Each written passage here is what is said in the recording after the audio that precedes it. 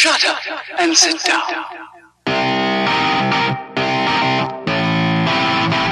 Oh, hello and welcome to another North Wales side-by-side video. Once again, it's one of my drivey, talky videos. And today, we're going to talk about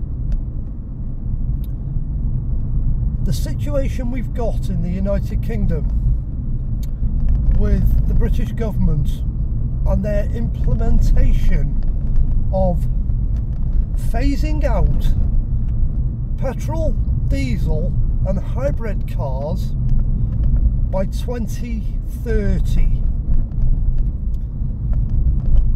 They want to make it so as of 2030 there will be no more petrol cars, no more diesel cars and no more hybrid cars available for you and me to buy in our dealerships. All they want you and me to be able to buy are battery powered cars. They've already told us they want to do that.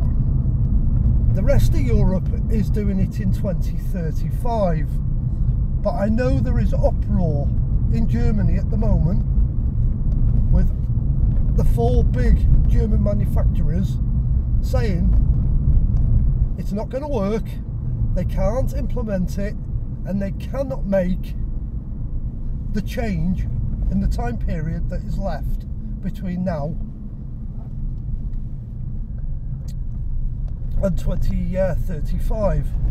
So our British government want this implemented by 2030.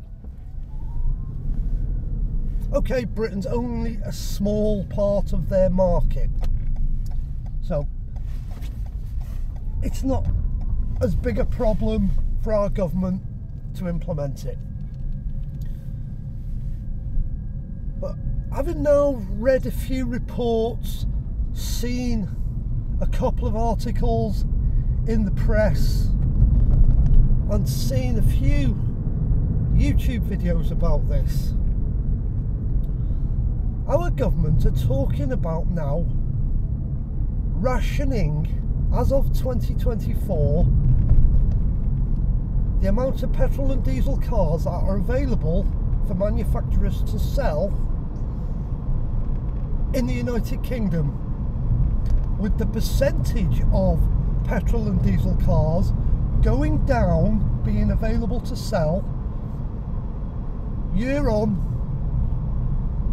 up until we get to the point of 2030 where there will be no petrol and diesel cars or hybrid cars available to sell.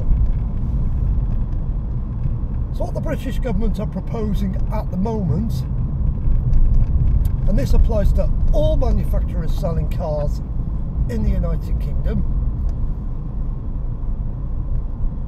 as of 2024 they've set a target sale value on battery powered cars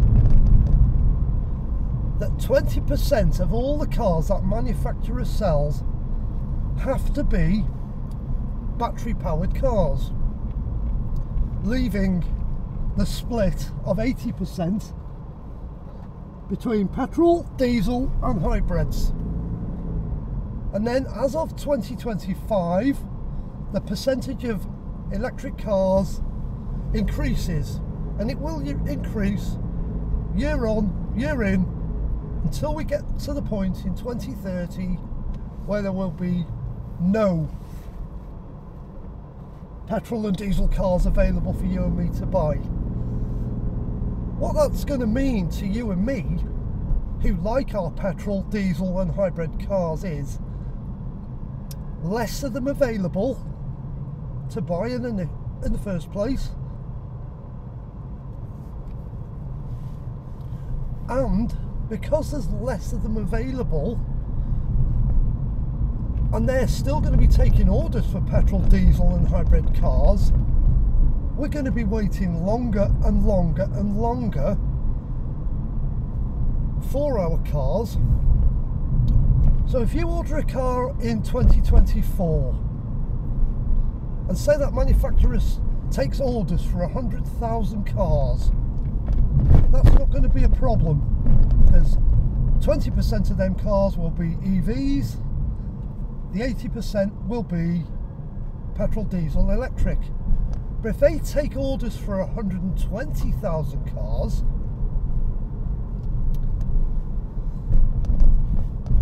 some of them orders will have to get carried over to 2025.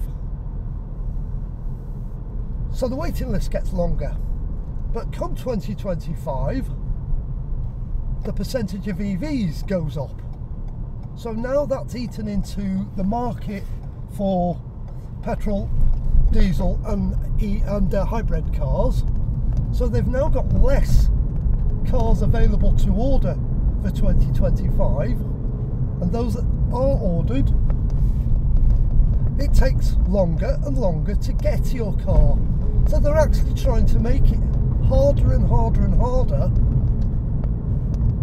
to buy a car.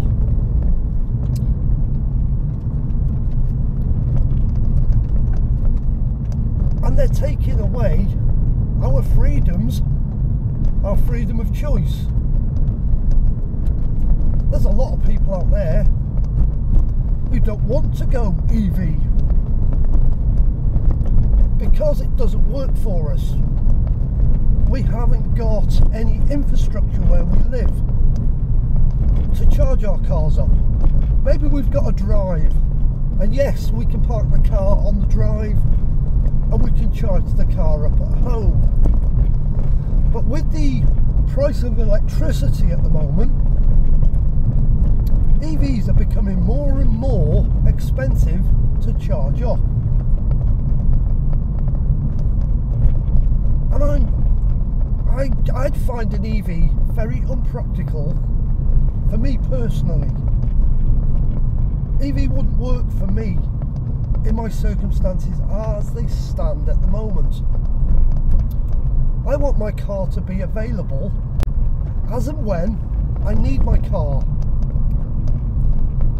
So if I've used my car all day, and mine's a hybrid car, and I've used all my fuel, and I park it up at home, and I go to bed, and there's a family emergency, and I've now got to travel 100 miles, all I've got to do is go to a petrol station, put fuel in my hybrid, drive to the family emergency, I can then get home. But if I've bought an EV that's got a limited range, and I've used the range of that car up during the day, and I've put my car on charge, charging it at home, and I get the same phone call at 3 o'clock because there's a family emergency, there's a damn good possibility, because of the time it takes to charge them on the charging infrastructure you'll have at home, that you're not going to be able to make your commitment to go to that family emergency. You might get there, but you're not coming back home because you haven't got enough charge in the car to get home. There might not be the facilities when you get to the family emergency to recharge your car. So scenarios like that, electric cars don't make any sense to me. But I just find it very, very underhanded that the governments of this world, and especially the British government now, telling car manufacturers what they can and what they can't sell. Because modern cars of petrol, diesel and hybrid are so clean. You've only got to go back to the 1970s when we had cities that were full of smog. Cars were polluting. They hadn't got the technology. We were very reliant on carburetors, which, to be honest, in their day, carburetors were very inefficient. But as technology moved on, cars got cleaner and cleaner and cleaner, to a point where they'd got carburetors so well tuned they were very, very clean. They had engines that would run so lean on carburetors, they were amazing. Honda had some amazing engines that ran on carburetors, and they were phenomenally clean. They were absolutely awesome. Then we got fuel injection. Originally, fuel injection came out because they were chasing more and more power. You'll remember Golf GTI came out 76, 77, and it was, oh wow, 112 brake horsepower rather than 90 brake horsepower on a carburetor. But they also noticed, yes, they were getting more power, but they had more control over the fuel, they had a better burn, they had less emissions. So they had less fuel being burned, better emissions, better fuel economy, and more power. So slowly, carburetors were slowly phased out in favour of fuel injection. And this was the mid-80s, early 90s. Cars got cleaner, very, very clean. Then they bought exhaust after treatment out, so we got catalytic converters. So cars got cleaner again. And we've got to the point now where the emissions on a modern car, you can't even smell them when you stand behind them. They're ticking over, you're stood behind the car, you can't even smell the exhaust fumes. I guarantee if you go to a classic car show, even cars from the 70s, and you stand behind one of them cars when it's running, and straight away it's going to bring back memories of your childhood. You will smell, there's a very distinctive smell of exhaust fumes from a car that runs carburetors that was built in that time period. 70s, 60s, 50s, 40s, you can go back all the way if you like. Exhaust fumes had a very, very distinctive smell that they haven't got nowadays.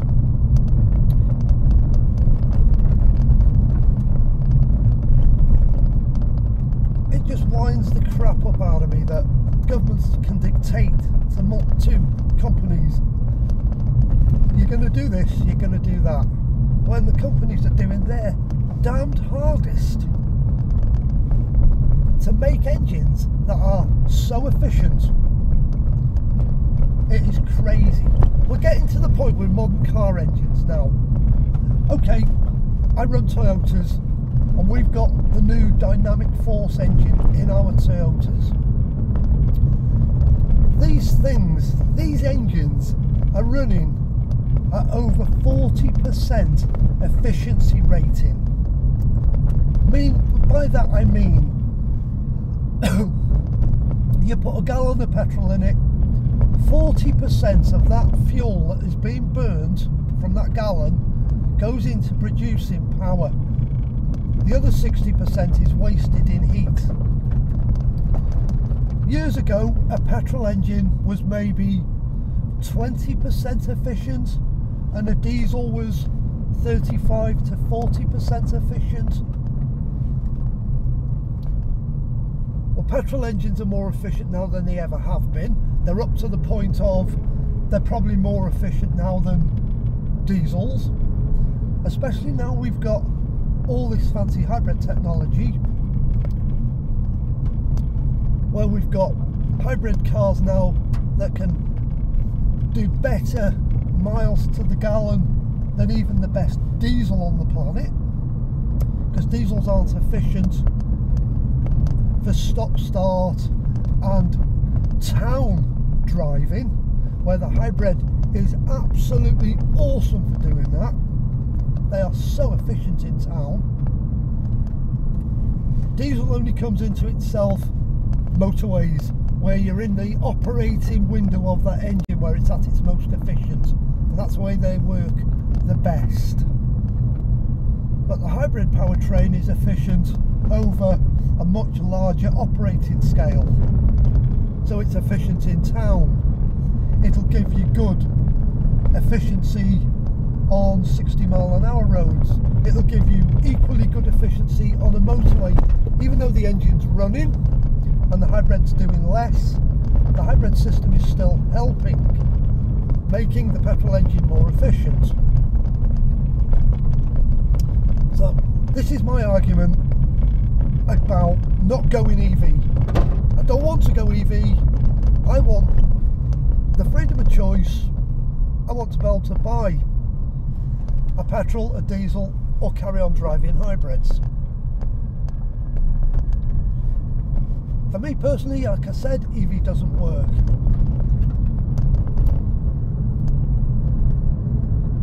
But I guarantee it's going to get harder and harder and harder over the next few years to buy a petrol car, and they will keep putting obstacles in our way. They're going to make it harder and harder and harder.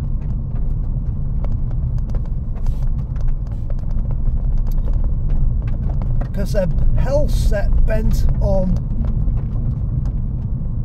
only having EVs on the road, which I really think is a total and utter mistake on the governments, because they're not considering all the other environmental issues that go into making an EV car. All they're bothered about is they produce no emissions at the tailpipe. That's all they're bothered about. No emissions at the tailpipe. They're forgetting to mine all the minerals that go into an EV battery. Causes environmental issues, pollution of water, death of workers, health conditions for workers, because these mines aren't nice to work in. You've only got to look at coal miners, the conditions we made coal miners work in, and they're still working in these conditions. Dirty, dusty, and they can do their best to make working conditions as good as they possibly can. But coal miners still die of lung diseases, cancers, and generally they're just not as healthy as somebody who works in a clean environment. But the same goes for quarrying of the battery components, mining the copper, mining the lead,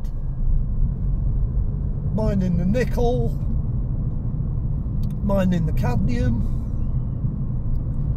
the nickel metal hydrate that they need, and all the other things that go into an EV battery.